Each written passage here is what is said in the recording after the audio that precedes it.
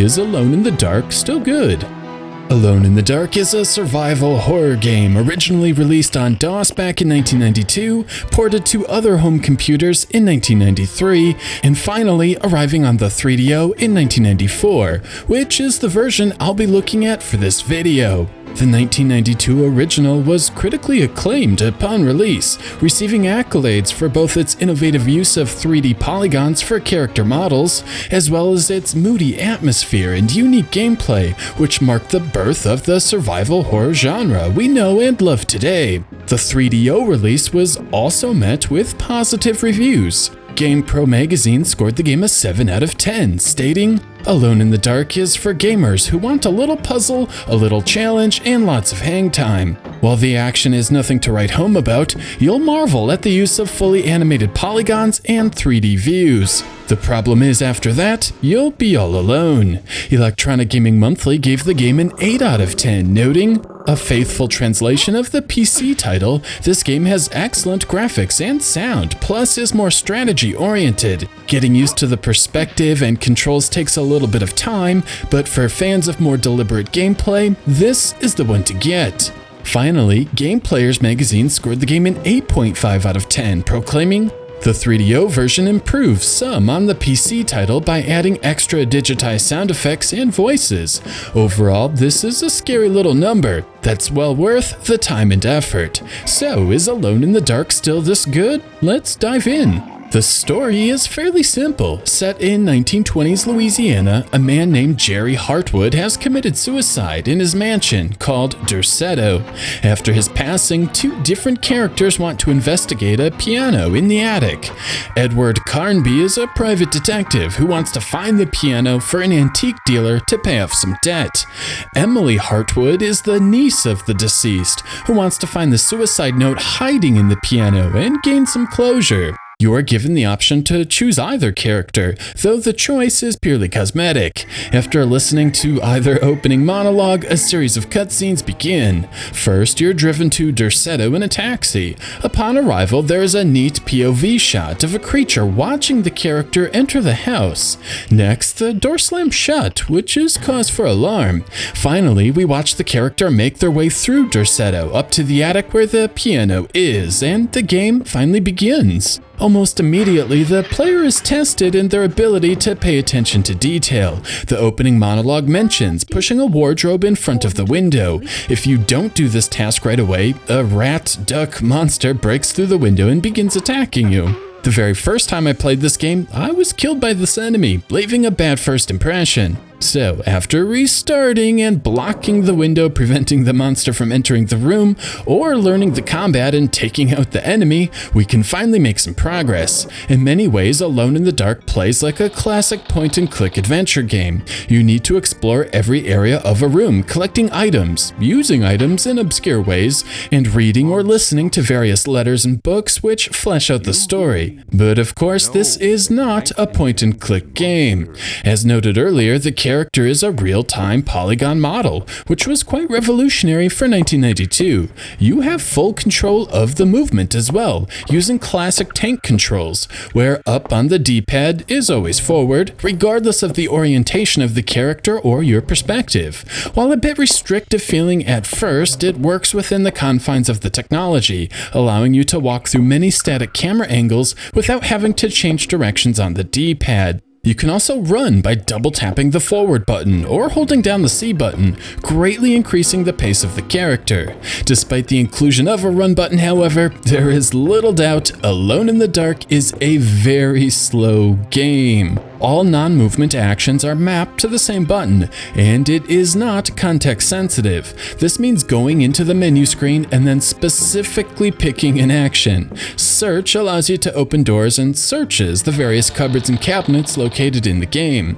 Fight allows you to punch and kick enemies, although this is unintuitive at first. In order to attack, you need to first hold the action button and then press a direction on the D-pad. This allows you to kick or punch. This two-button combo after digging through a two-tiered menu does feel a bit clumsy and dated. The fighting also looks extremely goofy, like Rock'em Sock'em Robots in slow motion or something.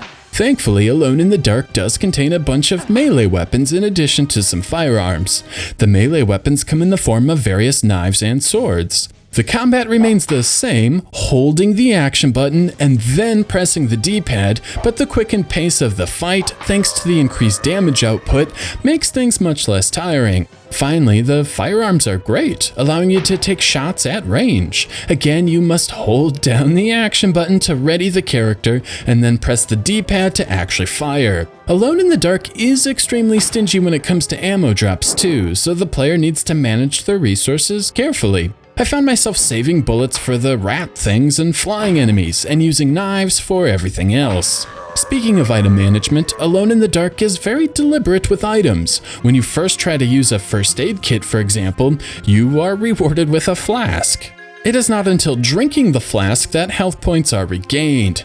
You'll also realize you have 2 empty items in your inventory, taking up space. After selecting any item, including empty ones, you can drop or throw them to remove them from your inventory and place them somewhere in Derceto. There is a limit to how many items you can carry, or more specifically, how much weight you can carry. Though the game never really tells you this, at various points you'll just receive a message an item is too heavy, and you'll have to start shedding books and other items until you stop receiving the message. This isn't the most annoying thing in the world, but does show how far games have come since 1992. With the control basics out of the way, let's get back to the structure of the game. Alone in the Dark relies heavily on trial and error as a means of difficulty. Read the wrong book, you'll die. Open the wrong door, you'll die. Touch a ghost, you're toast. At first, this can be a real turnoff, and trial and error is one of my least favorite forms of challenge in video games, but it works in Alone in the Dark for 2 reasons. First, you can save at any time. This means you can save after clearing a room, save again before opening a door, whenever. As long as you are utilizing the tool provided, death is hardly a punishment. The fact every step, every door, and every book could spell the end of the adventure helps enhance the survival aspect, a key ingredient in survival horror. It gives the player a feeling of helplessness, making the trial and error gameplay palatable. Speaking of helplessness, Alone in the Dark doesn't exactly hold your hand. Item usage can be extremely logical. A door is locked, for example, so equip and use the key. Fairly straightforward. Occasionally, items can be clever. When you enter the library, the room is dark. You need to fill your lamp with oil and then use the match to light the lamp, which lights the room. Cooler still, you can set the lamp down, leaving the room lit but freeing you up to perform other actions. However, sometimes things are a bit more obtuse. Now, I don't want to spoil the game, but something like putting the blanket over a painting to prevent it from throwing hatchets at you seems pretty far-fetched. I also don't feel like the game gives a lot of clues either. While the opening dialogue did offer a hint for the attic area, I didn't really notice this being repeated. As it is 2017 and I'm reviewing this game in 2017, I resorted to using a guide for my first playthrough. I referenced the guide when needed for my second playthrough, and finally played the game guide-free on my final playthrough. For me, Alone in the Dark is a definite guide game, like the original The Legend of Zelda. Perhaps there are more clues hiding around the various letters, parchments, and books I didn't happen to understand, or perhaps this is another way in which Alone in the Dark is starting to show its age. What you can't miss are the clues something far more sinister than zombies is lurking beneath the mansion. This leads us to the final gameplay mechanic, platforming. The final third of Alone in the Dark adds a fair bit of platforming to the mix. You'll notice a jump action has been added to the menu, and you are forced to utilize this to clear gaps and jump across pillars. The game never asks anything too crazy from the player, but with a static camera and 2D background, there are some optical illusions you must work past. These same optical illusions can also make walking through a door needlessly tricky. You can't control your midair trajectory or distance either. You just jump and hope for the best. Climbing can also be wonky, requiring you to face just the right angle in order to be successful. Do it wrong and you'll either not climb or worse, walk off a ledge. It's ambitious for sure, but definitely feels unrefined. So after making your way from the attic through Derceto and finally through the caves under the mansion, we arrive at the final couple of screens. Basically, it is here the player learns why Jeremy Hartwood committed suicide, to prevent himself from being possessed by an old demon currently occupying a tree. The final boss is the possessed tree living in the caves under the mansion. Defeating it is a trivial process of putting the right item in the correct location and then throwing the appropriate item at the boss. After this, the curse or spell is broken and you are finally able to leave the mansion through the front door. The game basically ends exactly how it started, with the player slowly walking to the road and then leaving in a taxi. Depending on how much energy you put into reading all of the books about the occult and origins of the creature you destroyed, you'll either feel satisfied for ridding the world of evil, or thankful to simply survive the ordeal and come out the other side alive. In any case, Alone in the Dark is over and the credits roll. Graphically, Alone in the Dark is a decent-looking game. While the character models are extremely simple and don't always hold up when they are close to the camera, they do look just fine at a normal distance. The flat-shaded polygons give them an almost cartoonish appearance, matching the backgrounds. Same goes for the items. The flat-shaded polygons complement the environments nicely, creating a rather seamless art style. Speaking of backgrounds, these vary from very intricate and detailed to very basic, and everything in between. I wouldn't call it inconsistent by any stretch, but at times the sudden change in quality can be off-putting. I will say I am impressed with the animation. While the duck monster is clumsy and awkward and I don't understand what it's doing, the zombie models and the pirate look great and are surprisingly smooth for a game dating back to 1992. Both protagonists also have smooth walking and running cycles, and even actions like using the gun look good. However, the frame rate can be choppy.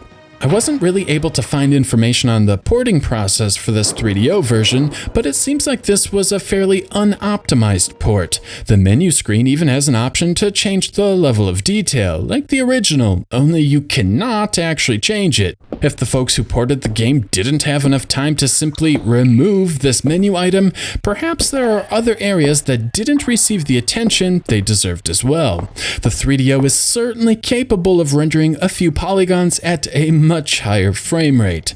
Still, frame rate aside, the hand-drawn backgrounds have a certain charm to them, and have arguably aged better than something like Siberia, which relied on pre-rendered backgrounds. So, with the gameplay and graphics out of the way, we arrive back at the question asked at the beginning of the video: is Alone in the Dark still good? It's hard to deny Alone in the Dark is starting to feel old, and many of the gameplay concepts don't hold up today.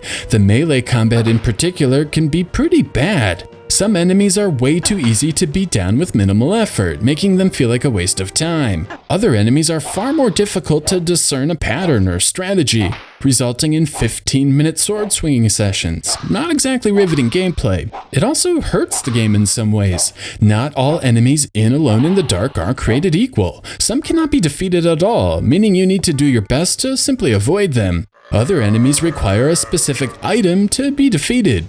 The pirate is carrying a key, and that key is required later on in the adventure. As you swing your sword with little or no success, you may be tricked into thinking you are using the wrong weapon, or this is an enemy you just need to avoid, like the shower monster. But you would then be stuck later when you don't have the required item to proceed, and be forced to reload a save, or worse, restart the adventure. There are other oddities as well. After using the shotgun, you'll get knocked back. In one instance, I got knocked into a door, which then caused my character to go through the entire door opening animation when what I wanted to do was lay waste to a rat monster. Not being able to perform the action you want to do can be frustrating. Let's just say the combat is not Alone in the Dark's strong suit, and I'm glad the developers spaced these encounters out, instead of making them the primary focus of the game.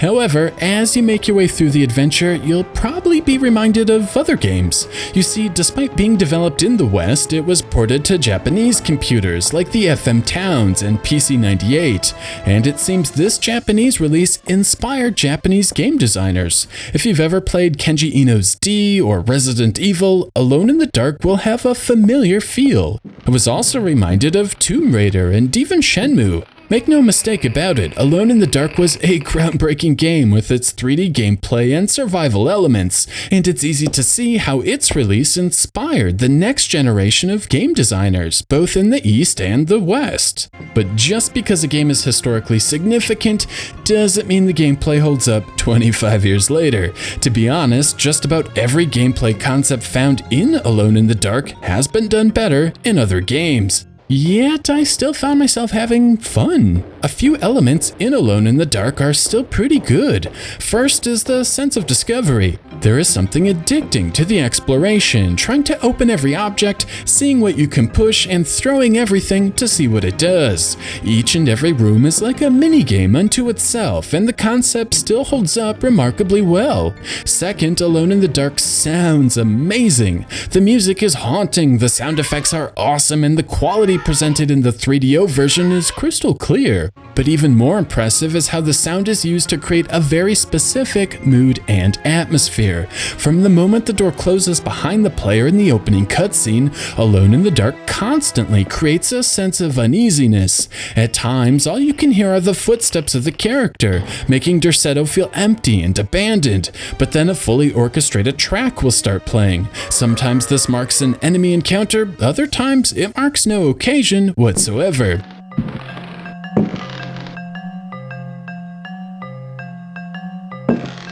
Finally, the camera angles are terrific. At times, these feel fairly functional, giving a decent view of a room so you can see everything.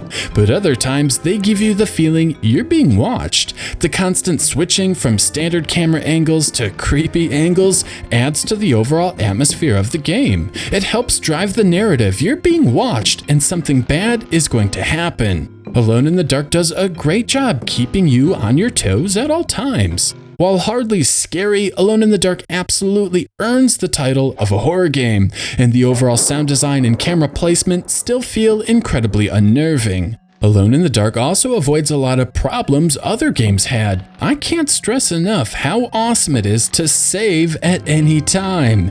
There is nothing worse than being forced to repeat a massive chunk of a game due to a poor checkpoint system. The inventory management, while basic, is effective. Simply drop everything you think you don't need. If you make a mistake, you can just go back to the spot you dropped it and grab it because it never disappears. It's a small touch, but takes the stress out of inventory management and allows the player to focus on actually playing the game. That's not to say you shouldn't be frugal. There are just a few health drops, for example, so it's important to not take a bunch of damage during a fight. Same goes for the ammo. It is incredibly sparse, so save your bullets for critical survival moments. I also really dig how the game is divided into 3 acts, like a movie or play. The first act is very linear, with each room presented one after another, giving the player an obvious path forward. The second act is much more open, requiring the player to explore all of the rooms to try and figure out which items are used where. There is some backtracking, and not every room has to be done in a specific order. It builds upon the skills learned in Act 1. The final act in the caves under Derceto is again changed up, mixing in platforming, branching paths, and even a maze. It really pushes the point-and-click genre forward, and the different gameplay styles helped keep me engaged from beginning to end, even after repeat playthroughs. I also like how you can waste a ton of time if you so choose, from listening to the professional voice actors read all of the books. Now what can you see? The companions of Zeus' sons laughed. Let us set to work, so that our shields... To playing records on the gramophone.